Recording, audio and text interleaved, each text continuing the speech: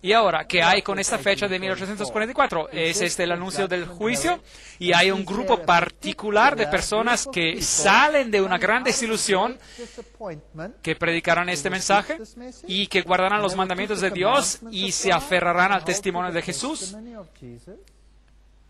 Pero Cristo, más estando ya presente Cristo, pontífice, es decir, sumo sacerdote, por su propia sangre entró una sola vez en el santuario, habiendo obtenido eterna redención. Hebreos 9, 11 a 12, Reina Valera Antigua. Y la versión King James de la Biblia en inglés antigua ha traducido la palabra santuario como lugar santo. Cristo ha venido como sumo sacerdote por su propia sangre, entró una sola vez en el lugar santo, habiendo obtenido eterna redención.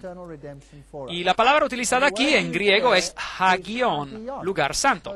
Y de hecho, hagion no solo significa lugar santo, puede también traducirse como santuario, así como viene citado en la Reina Valera Antigua. La versión King James en inglés antiguo lo traduce como lugar santo.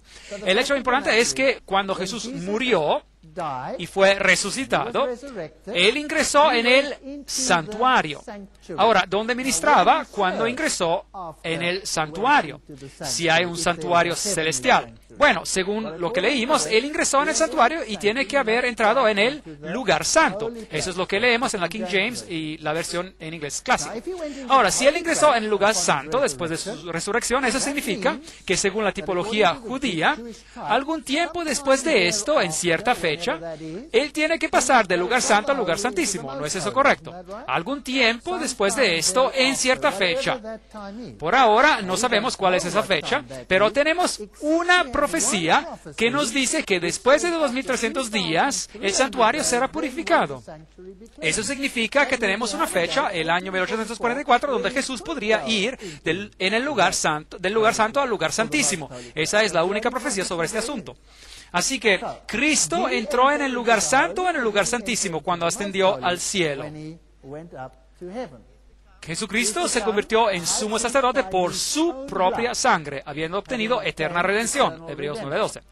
7 fiestas judías anuales como prototipo y antitipo. ¿Se acuerdan que las estudiamos? La Pascua, la fiesta de los panes sin levadura, la fiesta de los primeros frutos. Y estas fiestas nos hablan de cuando Jesucristo murió, cuando se quedó en la tumba y cuando resucitó. Y después hay la fiesta de las semanas, el Pentecostés. Y cuando Jesús vino por primera vez, Él pagó el precio por el pecado. Eso es lo que hizo. Y después acontecen las fiestas que anuncian el juicio. Hablamos de ellas, la fiesta de las trompetas que anunciaban el juicio. Eso representaría el movimiento que anuncia la segunda venida de Jesucristo, movimiento que empezaría en el 1844. Y si esto es correcto, y el día de la expiación, y es decir, del juicio investigativo y la fiesta de los tabernáculos, y el tiempo de este juicio investigativo es el momento en el cual estamos viviendo hoy en día. Y el 1844 es una fecha tope potente. Se anuncia el ir a la casa, la cosecha de la redención. Así que cuando Jesús vino por primera vez, Él pagó el precio por el pecado. ¿Nos llevó a todos de este terrible planeta? ¿Sí o no? No. Cuando Él regrese por segunda vez, tendremos la cosecha de la redención. Después todos los salvos serán llevados a Él. Y el día de la expiación representaba el momento anual de la purificación del santuario terrenal. Así que básicamente la doctrina dice que desde el 1844, porque esta es la única fecha que tenemos, nosotros hemos estado viviendo en lo que la Biblia llama la hora del juicio. Así que 1844, la hora del juicio, después el fin del mundo y después viene la eternidad.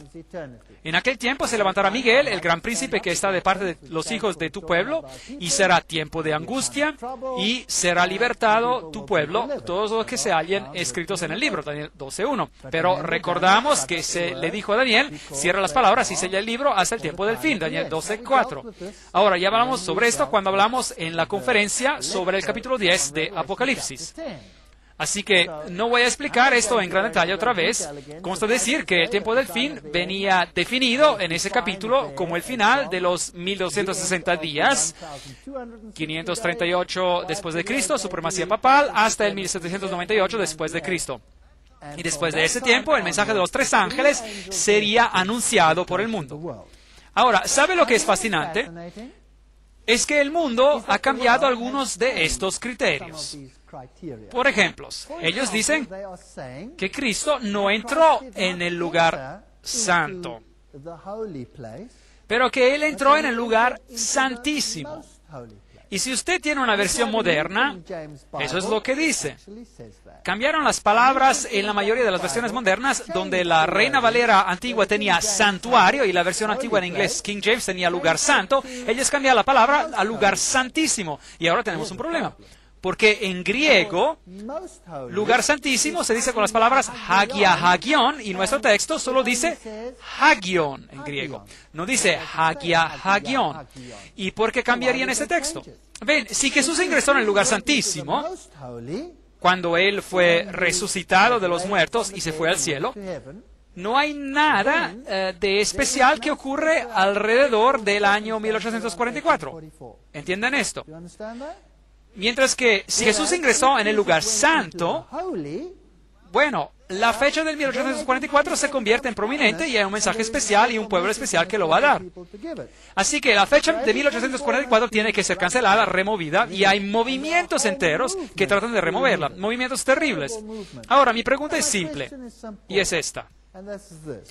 Si Jesús subió al cielo para servir en el santuario, y la Biblia dice que Él no entró por medio de la sangre de corderos, machos, cabríos, pero por medio de su preciosa sangre, pues, ¿cuándo sirvió en el lugar santo si supuestamente Él empezó su ministerio en el lugar santísimo? Si algunas de las versiones modernas de la Biblia están en lo correcto y Jesús ingresó en el lugar santísimo, ¿cuándo ministró en el lugar santo? Porque después de todo, en el santuario terrenal, que es una copia del santuario celestial y es una copia del servicio del ministerio que ocurre en el santuario celestial, Jesús tiene que haber servido por un tiempo en el lugar santo. ¿Y cuándo ocurrió esto? Bueno, tiene que haber sido antes de que Él vino a esta tierra, ¿correcto? Porque cuando Él se fue de esta tierra, supuestamente Él ingresó en el lugar santísimo, según algunas de las versiones modernas. ¿Es eso correcto? Muy bien. Pregunta. ¿Con qué sangre? ¿Con qué sangre Él sirvió en el lugar santo antes de venir a esta tierra? ¿Con la sangre de corderos y machos cabríos? No. Así que, en otras palabras, Jesús no pudo haber entrado en el lugar santísimo cuando Él se fue al cielo. Él solo hubiera podido entrar en el lugar santo. Así que no importa cuánto ellos lloren, y no importa cuánto se lamenten sobre el hecho de que la fecha 1844 es una fecha profética, ellos van a tener un problema. Jesús solo hubiera podido ingresar en el Hagion, en el santuario, en el lugar santo, cuando Él se fue al cielo, porque ese momento era la primera vez que Él tenía su propia sangre con la cual poder ministrar. Eso significa que Él tiene que haber entrado en el lugar santísimo después, y la única fecha que tenemos para esto es el año 1844, así que 1844 permanece, sea que nos guste o no.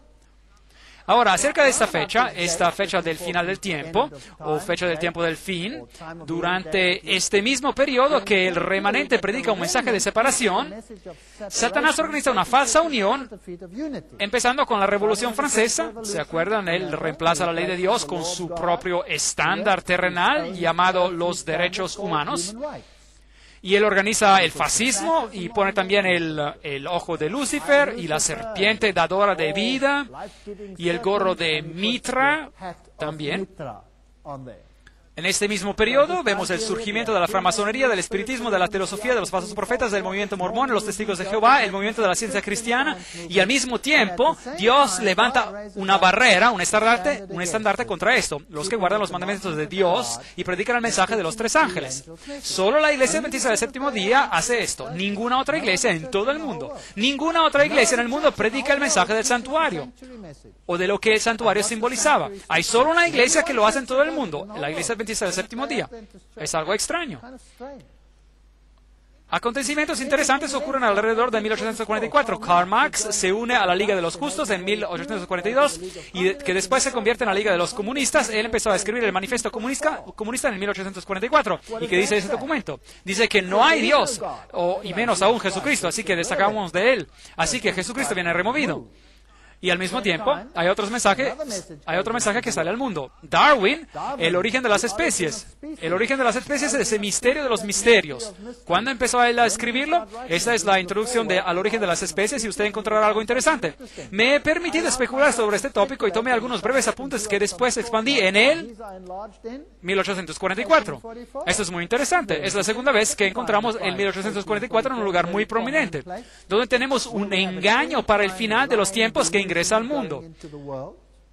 Y hay un pequeño grupo que dice, no, Hay muchos otros también, pero no tienen la totalidad del mensaje de los tres ángeles, ni tienen el mensaje del santuario. ¿No es interesante saber que la representación más grande en las Naciones Unidas